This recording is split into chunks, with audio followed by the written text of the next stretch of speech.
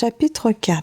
Monique pousse un soupir de bien-être. Jamais l'air ne lui a paru aussi pur, le soleil aussi brillant que réverbéré par cette neige. La neige, la connaissait-elle vraiment jusqu'ici? À Paris, le salpêtre et les piétinements des passants la transforment aussi vite en une boue innommable. Ici, elle est dans le royaume immaculé de la neige. Elle en respire la saveur fraîche, si loin que porte son regard.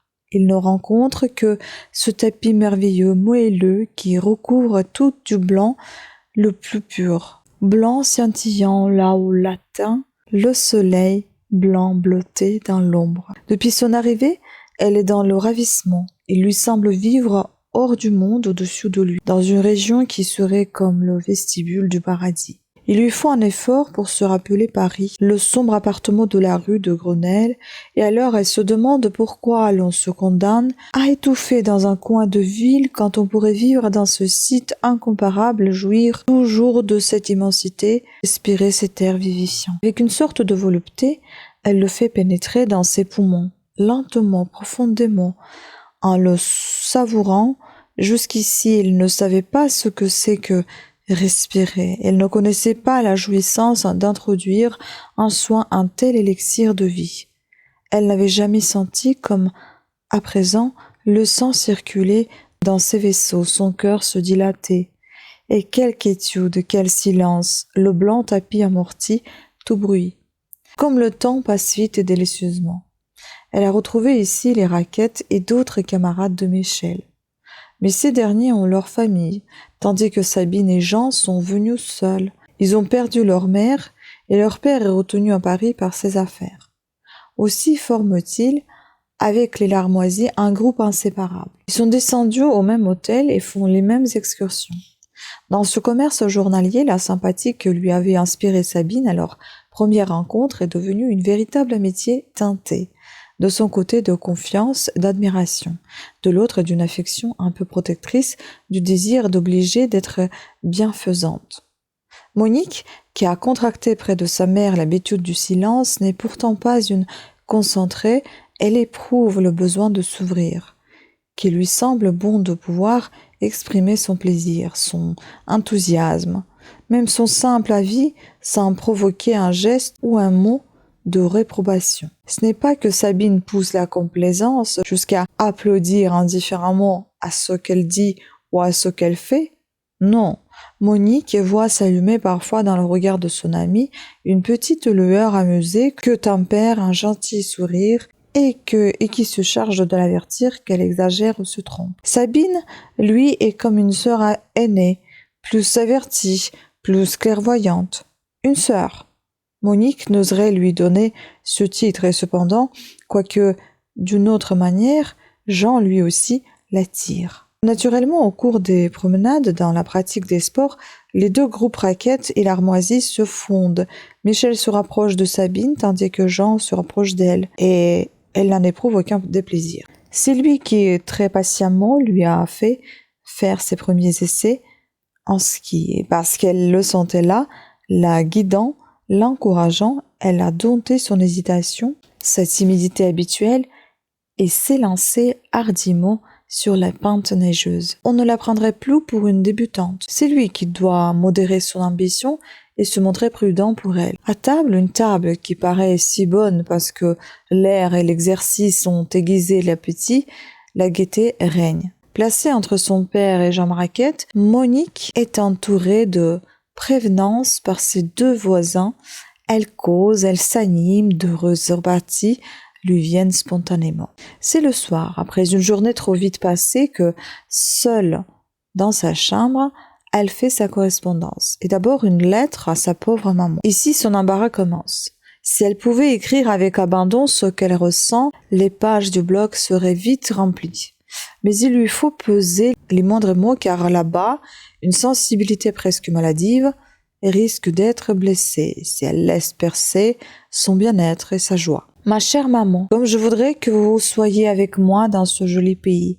Cela vous ferait un tel bien. Vous ne pouvez imaginer à quel point l'on y respire mieux qu'à Paris. Et puis c'est tellement lumineux, tellement ensoleillé, si calme, si beau. Je m'en veux de jouir de tout cela sans vous. Surtout ne vous fatiguez pas trop. Qu'à mon retour, lundi prochain, vous savez, je vous retrouve mieux qu'au départ. Les amis de Michel, Sabine et Jean Raquette, sont bien charmants. Ils vous plairaient, j'en suis certaine. Michel vous embrasse et moi, ma chère maman, je vous redis toute la tendresse de votre fille chérie, Monique. Monique a déchiré 3 feuilles avant cette dernière rédaction. C'est difficile d'exprimer 8 jours de suite les mêmes sentiments en variant ses phrases. Mais quoi peut-elle écrire à sa mère que Monsieur Larmoisie est un père charmant, très bon, gai, d'humeur facile? Peut-être lui dire que Paris et surtout leur appartement lui semblent lamentablement sombres et tristes comparé à ce qu'elle a sous les yeux, qu'elle a pris conscience ici de ce qui lui manque là-bas, qu'elle aspire à une ambiance plus gaie, à un peu moins de contraintes et d'austérité.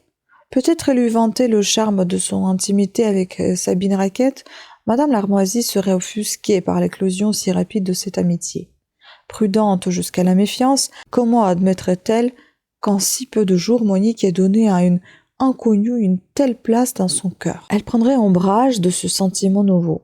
Encore moins Monique oserait-elle lui parler de Jean Raquette, lui vanter les qualités du jeune homme, son caractère si loyal, si décidé, si ouvert, lui laisser deviner les jolis rêves auxquels parfois son imagination se complaît.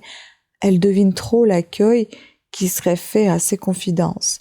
Elle prévoit le visage figé, hostile de sa mère, sa réprobation, les objections par lesquelles on s'efforcerait de jeter de l'eau froide sur son emballement. Non, plutôt que d'exposer à ces rebuffades la précieuse petite flamme encore vacillante, mieux vaut la garder à l'abri, secrètement dans le fond de son cœur. Seulement, si elle doit taire tout ce qui fait ici sa joie, que lui reste-t-il à écrire à la pauvre solitaire de la rue de Grenelle? Elle s'en veut de considérer comme un devoir fastidieux et compliqué une correspondance qui devrait lui être un plaisir. Chapitre 5. Dans le salon de la rue de Grenelle, Madame Larmoisie vient d'introduire une visiteuse, quoique en cette fin de journée du début de janvier, il y règne une demi-obscurité et il ne se presse pas de donner de la lumière. S'agiterait-il de dissimuler quelque désordre ou quelque laideur? Aucunement, car le ménage est fait, rien ne traîne et le mobilier est beau à voir. Ces fauteuils, du plus pur Louis XVI, recouverts de Beauvais, seraient plus à leur place dans un musée que dans cette petite pièce qu'ils encombrent.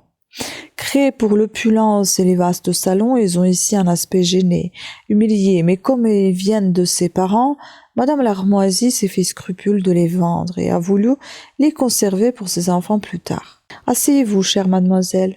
Presque à talons, mademoiselle Boulogne s'installe dans un fauteuil. C'est toujours avec le même plaisir que je m'enfonce dans ces moelleuses bergères, remarque-t-elle aimablement. Oui, elles sont agréables. La voix est un peu sèche. Mademoiselle Boulogne se demande avec inquiétude si elle ne serait pas arrivée à contretemps. Je vous dérange peut-être, Marie-Hélène? Non, aucunement. Surtout ne vous gênez pas pour moi. Je suis très contente de vous voir, assure poliment Madame Larmoisie, le ton dément les paroles. Mademoiselle Boulogne redouble de bonne grâce. La nouvelle année a-t-elle bien commencé pour vous? Qu'elle commence ou finisse, les années ne m'apportent pas plus de satisfaction. En formulant cette constatation pessimiste, la voix a frémi sur une larme. La visiteuse comprend pourquoi Madame Larmoisie n'a pas jusqu'ici poussé le commutateur. Les yeux rougis réclament le refuge de la pénombre. Et votre santé, Marie-Hélène? Je suis toujours patraque, mais il faut que j'aille quand même. Cela me tue. Enfin, quand je serai dans le cercueil, j'aurai au moins le droit de me reposer. D'ici là, il s'écoulera, je l'espère, bien des années. Ne me le souhaitez pas. Si, vraiment, quand ce ne serait que pour vos enfants. Oh, mes enfants, il se passerait si bien de moi. Encore un soupir. Puis faisant un effort, Madame Larmoisie s'informe de sa visiteuse. Et vous, mademoiselle? Moi, voyez, je vais toujours et je bénis la providence de me laisser le libre exercice de mes membres et de mes sens. Tant d'autres à mon âge connaissent les infirmités. Ne parlez pas de votre âge, mademoiselle, vous rajeunissez avec les années. Je rajeunis d'une étrange manière, relève plaisamment la vieille demoiselle. Vous pourriez constater qu'il a copieusement neigé sur ma tête depuis l'an dernier. Pour le constater, il faudrait qu'il fît clair. Il est plus que temps de chasser cette obscurité peu accueillante. Les lampes s'allument. Mademoiselle Boulogne sourit à la lumière. Les cheveux tout blancs, mais très droites, encore le geste prompt, l'air affable, la parole vive, aisée, elle ne paraît guère avoir parcouru depuis 69 ans les rudes chemins d'une existence de lutte et de travail. C'est une vieille amie, ancienne institutrice de Madame Larmoisie, qui a connu Marie-Hélène tout enfant et l'a suivie de son affection à travers la vie. Comme elle s'intéresse à son ancienne élève, elle s'informe avec discrétion de tout ce qui la concerne. Ces questions ne recueillent que des oui, non, tout sec, qui découragent un peu son affectueuse inquisition. Mais parce qu'elle est bonne, elle ne se laisse pas rebuter.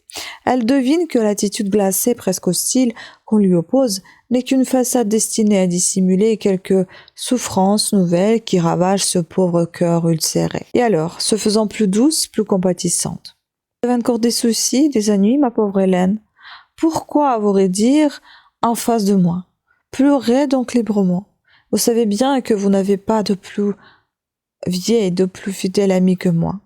Et sa main est venue chercher celle de la malheureuse femme. Madame Larmoisie a tenté d'abord de résister, mais la chaleur de cette affection la gagne peu à peu, et un sanglot sorti du plus profond vient la libérer de l'espèce d'angoisse qui l'oppressait. Un long moment, elle pleure. Madame Boulogne met sur la blessure qu'elle ignore encore le baume d'une tendre compassion. Ma pauvre petite, ma pauvre enfant, les confidences viennent enfin. Monique m'a abandonnée. Elle est partie définitivement, s'étonne Madame Boulogne. Son voyage ne doit durer que 8 ou 10 jours. Elle vous reviendra ensuite? Oui, mais pas pour longtemps. Son cœur est parti, le corps suivra bientôt. Hélas, n'en est-il pas toujours ainsi? Lorsque les oisillons grandissent, ils abandonnent le nid. Si Monique me quittait pour se marier, je me résignerais. Même je me réjouirais avec elle. Il n'est malheureusement pas question de mariage. Simplement son père me l'a prise. Son père. Vous comprenez ce que cela a pour moi de pénible et d'humiliant. J'avais cru que me dévouant à elle, comme je l'ai fait, elle serait plus spécialement ma fille, que je la sentirais de mon côté, prenant fait et cause pour moi, épousant ma rancune contre cet homme. Quelle illusion! Mes griefs, elle n'a pas cherché à les connaître.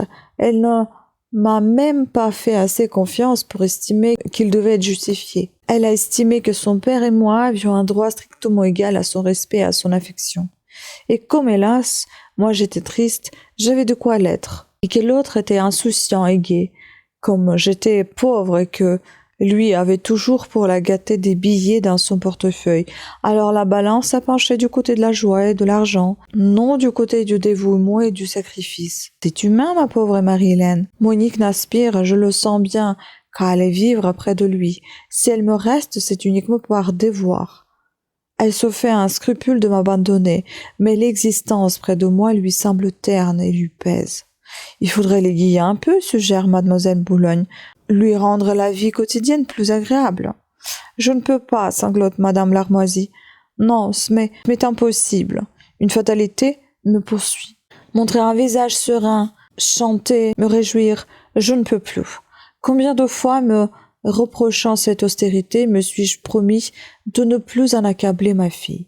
Dès que je me retrouvais en face d'elle, en dépit de moi-même et de mes résolutions, je ne savais que la m'origénérer, la contredire ou lui adresser des reproches.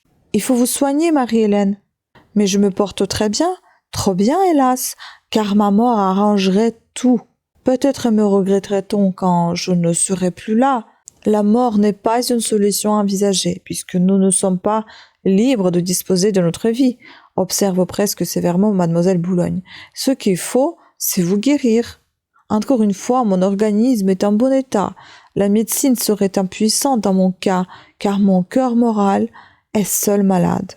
Comme vous avez changé.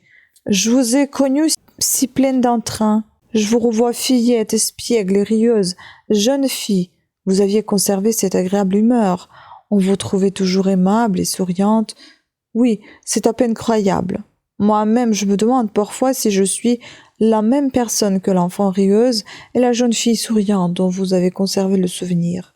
J'ai beau faire, je ne peux plus retrouver mon état d'âme d'alors. La vie m'a trop meurtri. Mademoiselle Boulogne dit avec commisération. Vous avez été si éprouvée, à croire que les hommes et les choses se liguaient contre moi. Pauvre petite. Heureusement que la foi vous soutient et vous aide à comprendre. La foi, interrompt madame Larmoisie avec un triste sourire. Ah, ma bonne amie, il y a longtemps que je l'ai perdue. Vous, Marie-Hélène, que dites-vous là? La simple vérité. Je pratique encore dans les grandes lignes à cause de ma fille.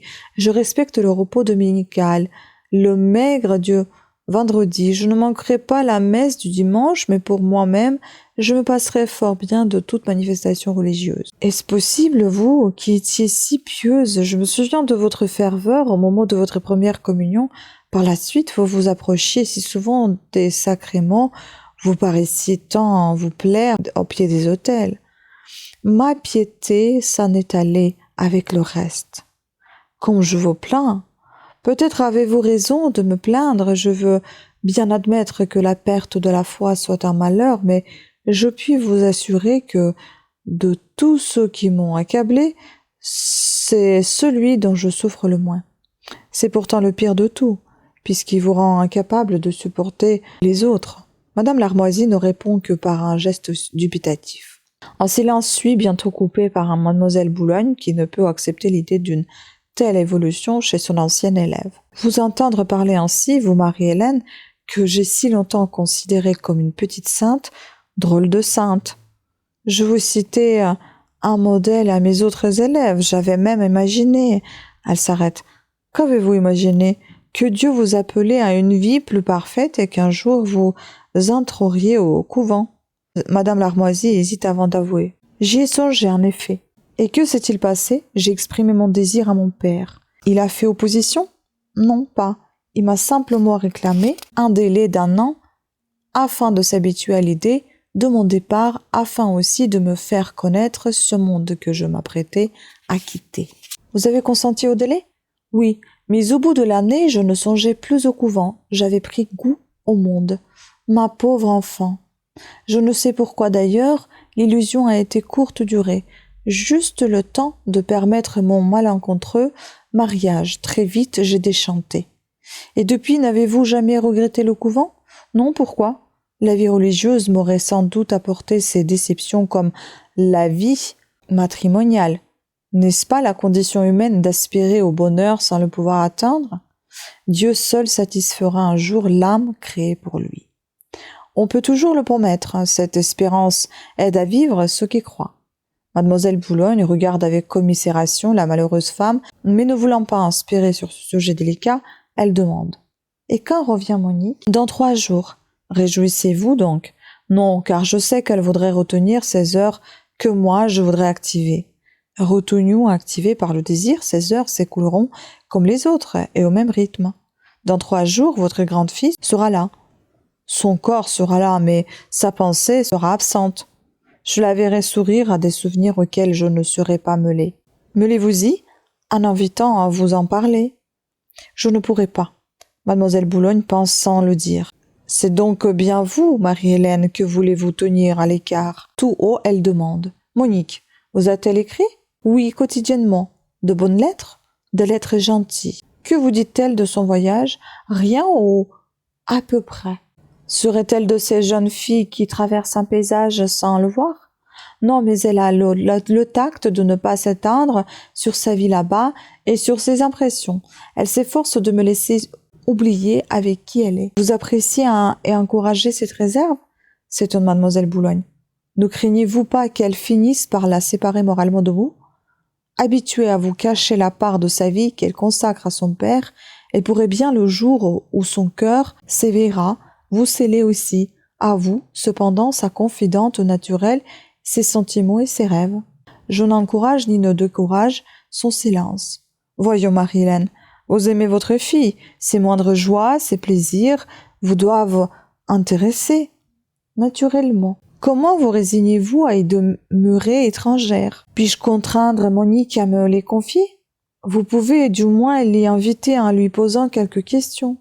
J'aurais l'air de vouloir m'immiscer dans la vie de son père. Mais non, Vous ne sauriez croire à quel point il me serait désagréable de savoir qu'elle a fait telle excursion, telle partie de plaisir avec cet homme que je préfère ne pas nommer. Tenez, rien que d'avoir fait allusion à cette compagnie possible, et même probable, voyez comme je suis bouleversée. Elle fait sentir à mademoiselle Boulogne sa main devenue moite. Loyez-vous donc à ce point, ma pauvre Marie-Hélène ? Il n'y a pas de réponse. La haine est antichrétienne, remarque gravement la conseillère. Elle fait mal. La haine, comme l'amour, échappe à la volonté. On peut toujours lutter. Je ne suis plus capable d'aucune lutte. Je suis à bout de mes forces, je sais que Monique est en train de m'échapper.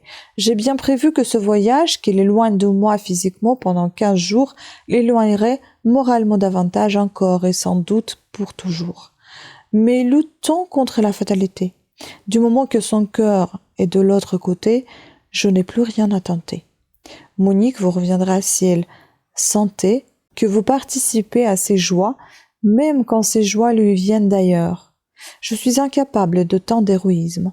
J'ambitionnais qu'elle fût heureuse par moi et non par son père. Mais ma malchance habituelle fait que je n'ai pu assurer son bonheur. Elle est perdue pour moi. Elle ne le sera pas à une condition. C'est qu'au lieu de vous cantonner dans une réserve semblable à la sienne, vous l'invitiez tendrement à se confier à vous. Plaignez-vous de ces lettres trop courtes. Dites-lui qu'elle vous dépeigne le paysage, qu'elle vous donne des détails sur les sports auxquels elle se livre et sur les personnes qu'elle fréquente là-bas. Mettez-la à l'aise, qu'elle sente que sans vous blesser, elle peut vous parler de tout, même de son père. Madame Larmoisie secoue la tête, en un geste entêté de dénégation. Chapitre 6. À l'hôtel des Deux Glaciers, le déjeuner s'achevait dans une atmosphère moins joyeuse que de coutume. Monique arrivait à table pleine d'entrain, tout animée par ses ébats sur la glace. Mais sa gaieté n'avait pas trouvé d'écho chez son voisin. Jean Raquette était silencieux. Elle n'avait pas réussi à le sortir d'un mutisme si inhabituel. Avait-il éprouvé un ennui? Reçu quelque fâcheuse nouvelle? Elle n'osait s'en informer, craignant d'être indiscrète. « Je ne vous ai pas vu ce matin, Jean, » remarqua-t-elle. « J'ai accompagné Sabine qui désirait faire un ski, la descente du Grand Vallon. Moi, j'ai abandonné le ski pour le patin. Ayant fait des essais l'hiver dernier au Palais de Glace, je voulais profiter de mon séjour ici pour me perfectionner. Oui, je vous ai aperçu qui alliez à la patinoire avec Michel. J'en ai conclu que vous n'aviez pas besoin de moi. » Sur ce mot, Jean Raquette se remet à manger en silence. Ses hors-d'œuvre achevés, il ajouta « Michel a peut-être plus d'aisance que moi sur la glace. Je ne trouve pourtant pas qu'il vous convienne comme cavalier. Pourquoi? Vous êtes obligé de vous incliner vers lui parce qu'il est moins grand que vous. C'est vrai, reconnaît-elle. Je préférerais patiner avec vous, Jean. Votre taille et la mienne sont mieux assorties. Mais guider une novice n'est pas un privilège bien enviable. Complaisamment, déjà, vous vous êtes fait mon professeur de ski. Je n'ai pas voulu vous imposer une nouvelle corvée. Qui vous porte à croire que pour moi ce serait une corvée? Vraiment, cela ne vous ennuierait pas? J'ai conscience de patiner si mal, je ne vaux guère mieux qu'une débutante. Vous avez trop de souplesse et de grâce pour ne pas faire de rapides progrès, assure Jean. Et il est convenu que le lendemain matin, ils se retrouveront à la patinoire. Le lendemain, la séance de patinage paraît à Monique doublement délicieuse. L'amusement de ces exercices, cette course aisée sur la glace transparente, cet air pur qui pénètre dans les poumons, joint à la douceur de poser sa main sur celle de Jean, de le sentir veillant sur elle, prêt à la soutenir si elle venait à perdre l'équilibre, autant d'éléments de bien-être et de joie. Elle en jouit pleinement sans se soucier du passé ni de l'avenir, sans penser que dans quelques jours, ces minutes exquises ne seront plus qu'un agréable souvenir. Vous faites d'étonnants progrès, constate Jean, comme elle achève une jolie courbe qui la ramène vers lui. Monique sourit, contente de donner satisfaction à son professeur improvisé. Parce que vous me tenez ou que je vous sens là, seule, je n'oserais plus. Vous doutez trop de vous-même. Je me sais faible et maladroite en tout ce que j'entreprends. Maladroite? Allons donc, vous travaillez comme une fée et vous faites de si jolies broderies. Sabine envie votre dextérité. Pour les ouvrages manuels peut-être, mais pour le reste, je suis très craintive, la peur me paralyse souvent et vous savez que, par malheur, elle ne se corrige guère. Croyez-vous? Nous ne sommes pas maîtres de l'impression, mais nous restons maîtres de l'action. Nous pouvons toujours agir sans tenir compte de ce que nous redoutons. À force d'être bravés, la peur finit par disparaître. Ainsi soit-il. Essayez. Monique soupire. Braver la peur. Bien sûr, c'est facile ici où la nature riante, la vie facile et la triple protection masculine qui l'entoure chassent toute crainte. Mais là-bas, dans la triste atmosphère de la rue de Grenelle, le pourrait-elle? Elle le sait trop, par expérience. Dès qu'elle franchit le seuil de l'appartement maternel, saisie par l'appréhension d'un blâme probable, elle refoule toute initiative, tout désir, toute velléité et se transforme en un être impersonnel, amorphe, d'apparence insensible. Bien que Monique ait gardé pour elle ces tristes réflexions, Jean les a en partie devinées à l'expression assombrie du jeune visage.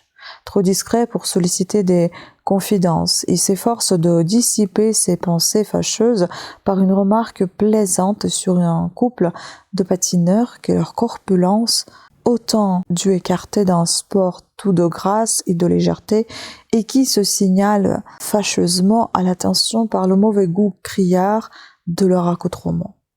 Monique n'est pas moqueuse. Les vains essais des deux obèses pour trouver un difficile équilibre l'amusent néanmoins un moment. Puis, comme son frère et Sabine sont venus les rejoindre, elle les regarde évoluer. La souplesse, l'agilité de Sabine l'émerveille. On croirait, dit-elle à Jean, que votre sœur a vécu toute sa vie sur la glace. À voir l'aisance avec laquelle elle glisse et virevolte. Nous passons chaque hiver une quinzaine à la montagne. Nous ne sommes donc plus des novices, elle et moi. Ses progrès ont été d'ailleurs beaucoup plus rapides que les miens. Elle est si intelligente et tenace. En voilà une qui sait ce qu'elle veut. L'en blâmez-vous? Certes non, l'empire du monde est volontaire, à l'heure actuelle, plus que jamais. Tant mieux, quand ces volontés fortes servent un idéal généreux, comme c'est le cas pour ma sœur. Sabine est une femme si capable et en même temps si simple, d'un abord si facile. Elle a le don de vous mettre en confiance. Parce qu'elle est absolument loyale, Jean poursuit après une pause. Elle a hérité toutes les qualités de ma mère, et en disant hérité, j'emploie le terme exact. Sabine, qui, enfant et fillette, passait presque inaperçue, s'est révélée et transformée de la manière la plus heureuse au moment où ma mère nous quittait. Elle avait 16 ans alors. Elle s'est appliquée à faire survivre en elle celle que nous avions perdue. Elle y est parvenue. Maîtresse de maison entendue, économe, prévoyante, elle ne se laisse pas enliser par les soins matériels. Elle est très vivante, très à la page, s'intéresse à tout. Mon père peut lui parler de ses affaires, moi de mes études. Nous sommes compris et par surcroît, elle s'occupe d'un patronage de filles. Je me demande comment elle parvient à faire tenir tant de choses dans sa vie. Elle m'a donné sa recette. J'utilise toutes les minutes perdues. C'est vrai, on ne la voit jamais oisive. Monique ajoute. Vous ne sauriez croire comme je sais gré à papa de m'avoir fait rencontrer Sabine et de m'avoir mise à même par ce séjour de la connaître plus intimement. Je crois bien, dit-il, que c'est Michel qui a suggéré à monsieur Larmoisi la bonne idée de vous amener ici. Oui, peut-être. Un brave type, ce Michel. Monique opine de la tête. Jean continue. Sous ses dehors gais, il a un fond sérieux, je ne dirais pas triste, mais réfléchi. Il a surtout un cœur d'or. Il est plus atteint qu'on ne le croirait par la situation de ses parents. Il paraît s'entendre au mieux avec son père. Mais moi, qui le connais, je devine en lui un malaise né de la disparité de leurs deux natures. Vous m'étonnez, Jean. Quand je vois mon frère, il est toujours si plein d'entrain, si joyeux. Il est content de vous voir. Et mon père est d'humeur facile. Je n'ai jamais été témoin d'un désaccord entre eux. Malgré tout, M. Larmoisi ne peut ne deviner ni comprendre en son fils certaines délicatesses. Il les heurte à son insu. Monique ne semble pas convaincue. Je vous dis ce que j'ai observé car lui-même ne m'a rien confié sur ce sujet délicat. Il n'est pas garçon à se plaindre d'une souffrance intime. N'est-ce pas lamentable, soupira-t-elle, que moi, sa sœur, je connaisse moins Michel que vous ne le connaissez? Nous nous voyons si peu, quelques heures par semaine et forcément dans une atmosphère de gêne. Bien que chez mon père, je me sente relativement à l'aise. Je dois surveiller mes paroles pour ne pas commettre d'indiscrétion. Cela enlève toujours un peu de spontanéité. Lorsque Michel vient rue de Grenelle, c'est encore pire. Ma pauvre maman le frigorifie. Le hasard, un jour, de l'an dernier, nous avait favorisés. Il nous avait amenés, Michel et moi, à la même heure dans une bibliothèque. Cela nous avait semblé si bon de nous voir seuls que nous avions convenu de nous y retrouver chaque semaine. Puis j'ai eu scrupule de cacher ces rencontres à maman. D'un commun accord, Michel et moi, nous y avons renoncé. Pourquoi n'en avoir pas plutôt parlé de part et d'autre à vos parents? Il n'y aurait sans doute pas vu d'inconvénient. Papa, non, bien sûr, mais maman. Et parce qu'elle lit un peu d'étonnement sur le visage de Jean, n'allez pas imaginer que maman soit un tyran, non, mais sa sensibilité la torture. Pour elle, les moindres actes sont pleins de menaces, de choses trappes. Ces rencontres avec Michel qui vous paraissent à vous bien innocentes, lui auraient paru pernicieuses, et y aurait vu à tout le moins une manœuvre détournée de mon père pour me capter. Raquette a compris, mais n'insiste pas. Il respecte la consigne de silence que Monique s'est imposée pour tout ce qui touche à sa mère. D'elle-même, d'ailleurs, elle s'éloigne du sujet. Vous m'avez dit que Sabine s'occupait d'un patronage? Oui, et d'un groupe de guides. Vraiment? Voilà qui va m'obliger à changer de sentiment. Pourquoi donc? Jusqu'ici, faut-il vous l'avouer, je ne pensais pas grand bien de ces organisations. J'admettrais le scoutisme pour les garçons, pas pour les filles. Parce que les femmes ne sont pas faites pour les travaux de force, elles n'ont pas le même besoin que les hommes de braver les intempéries. Ce n'est peut-être pas un mal qu'elles s'accoutument à supporter un peu le froid, le chaud, la pluie. Quant aux travaux de force auxquels vous faites allusion, ils se réduisent à peu de choses, dresser une tente et porter des charges proportionnées à leur vigueur. On leur apprend surtout à allumer un feu, à préparer un déjeuner, à laver la vaisselle, toutes choses, vous l'admettrez, qui sont du domaine de la femme. Mais quel besoin pour une femme de se dresser une tente alors qu'elle a un foyer dont elle est la gardienne naturelle? Jean se met à rire. Il arrive à d'excellentes maîtresses de maison, à d'excellentes mères de famille, de quitter quelques jours ou quelques semaines leur foyer pour des hôtels ou des cabines de navire au confort près. Voyez-vous grande différence entre une tente et une chambre d'hôtel? Dans le scoutisme, le premier but de la tente est de supprimer les frais d'hôtel. C'est vrai, reconnaît-elle, mais maman estime, et je suis de son avis, que ces groupements ont l'inconvénient de séparer les jeunes filles de leur famille, de leur donner des habitudes d'indépendance. Peut-être est-ce là, en effet, le plus gros inconvénient de ces organisations. Quoique je me demande si elles ne sont pas plutôt la conséquence que la cause de ce que vous déplorez. L'indépendance des jeunes filles a précédé le guidisme. Dans quelle mesure cette indépendance est-elle un mal? Je ne veux pas la discuter ici, mais cette indépendance étant en fait à peu près acquis, ne fallait-il pas l'utiliser à des fins éducatives, ou tout au moins innocentes? C'est ce qu'ont tenté les fondateurs de guidisme. Monique secoue la tête. Tant de liberté laissée à ces fillettes m'effraie un peu. J'ai été élevée moi-même d'une manière si différente. Ainsi êtes-vous craintive alors qu'elles ne le sont pas? Peut-être est-ce cela, dit-elle raveusement. Et avec un sourire, elle ajoute, mais je suis bien certaine que Sabine me fera revenir de toutes mes préventions.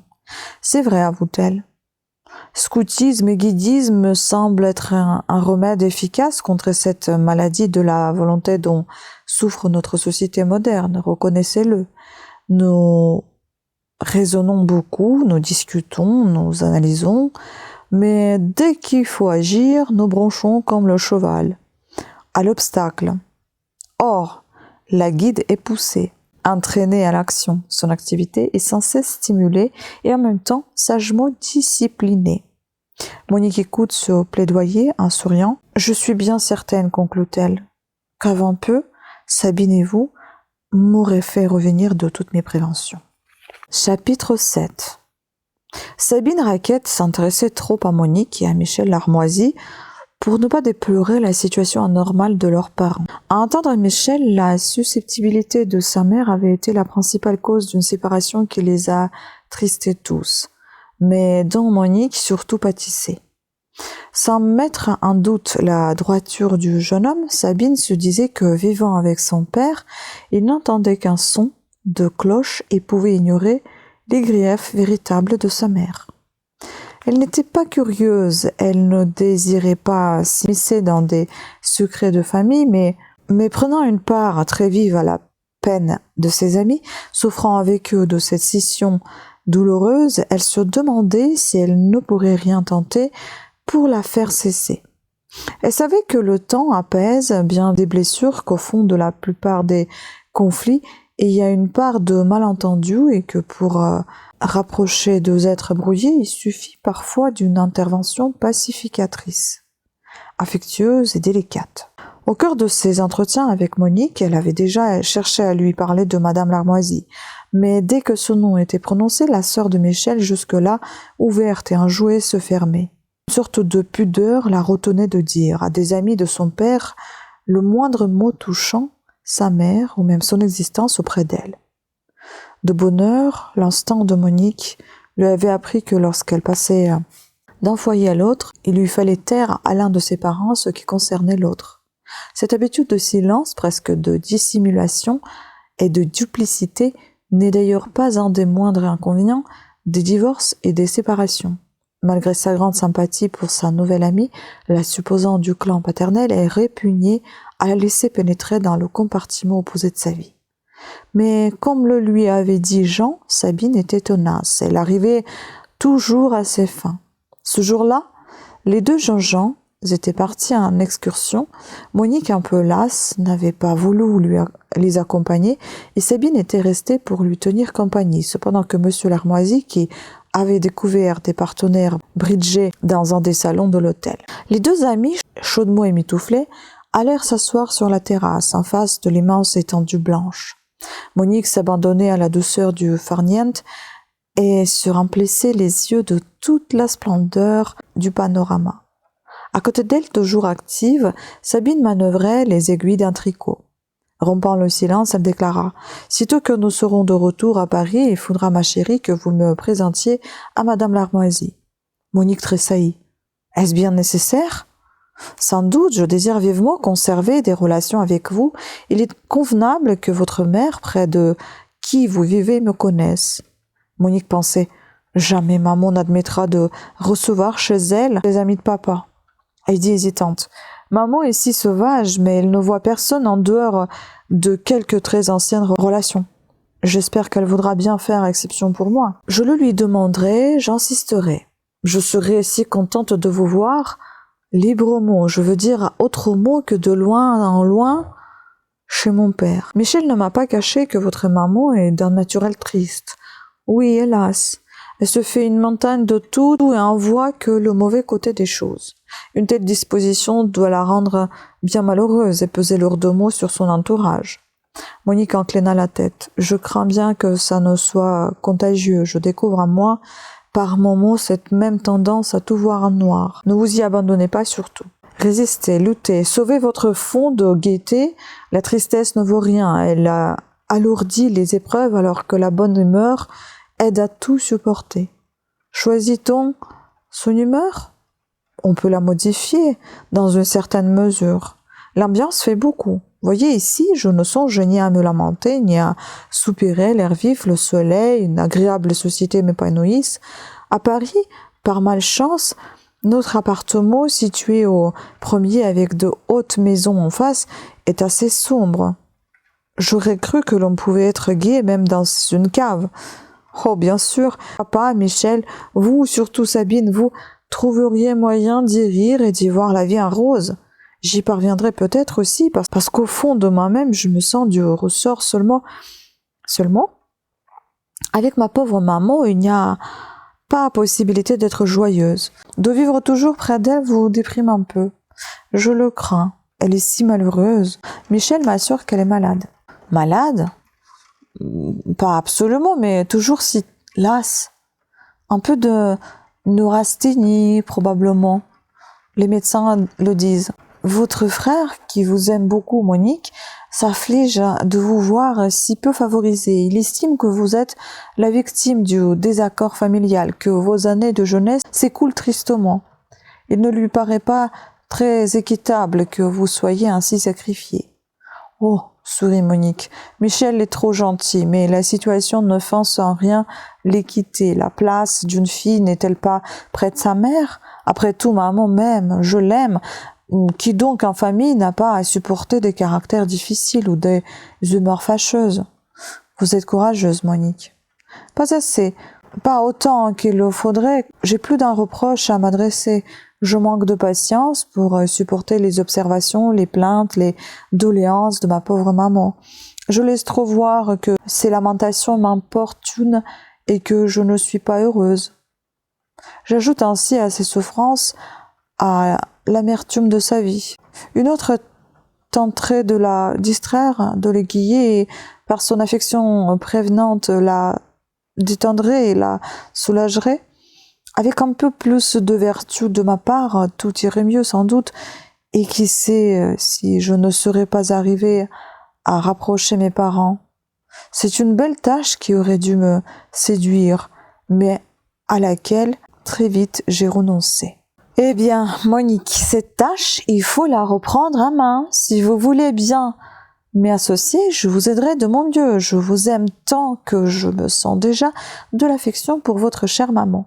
Je souhaite de tout mon cœur que cesse pour votre frère et pour vous cette situation pénible, ces tiraillements continuels et que vos parents reprennent sinon la vie commune, du moins des rapports cordiaux. C'est là aussi votre vœu le plus ardent. En réunissant nos efforts, nous réussirons, vous verrez. Malgré la douceur de sa voix, il y a dans le ton de Sabine une autorité qui persuade et entraîne. Monique ne discute pas, elle n'a plus le moindre scrupule à introduire sa nouvelle amie dans le domaine maternel. Elle cesse de se reposer dans sa résignation découragée. Avec Sabine, elle veut tenter quelque chose, faire œuvre de conciliatrice. Les difficultés sont les mêmes qu'auparavant, le caractère et l'humeur de sa mère n'ont pas changé, mais elle sent comme un afflux de sang nouveau qui allume dans ses veines un désir d'agir, de lutter. Il a suffi pour cela qu'elle sache aider, soutenue par Sabine, car celle-là sait vouloir et aller jusqu'au bout de ses desseins. Du moment qu'elle a entrepris de réconcilier Monsieur et Madame Larmoisie, cette réconciliation se fera. Or, rien ne donne plus d'ardeur au combat que la certitude de la victoire. Quand Monique a exprimé en termes émus sa gratitude d'une assistance si précieuse, Sabine dresse ses batteries. Il lui faudra, comme elle l'a dit, entrer en rapport avec Madame Larmoisie, gagner peu à peu sa sympathie et sa confiance. De son côté, Monique devra changer de tactique, ou mieux, renonçant à toute tactique, se montrer simplement telle qu'elle est, gaie, gentille, affectueuse, laissant passer d'un front serein tout blâme injustifié et s'efforçant de mettre au foyer paix et joie. Séduisant programme, mais qui nécessitera plus d'un acte de vertu. Il n'effraie plus Monique puisqu'elle se sent coude à coude avec Sabine.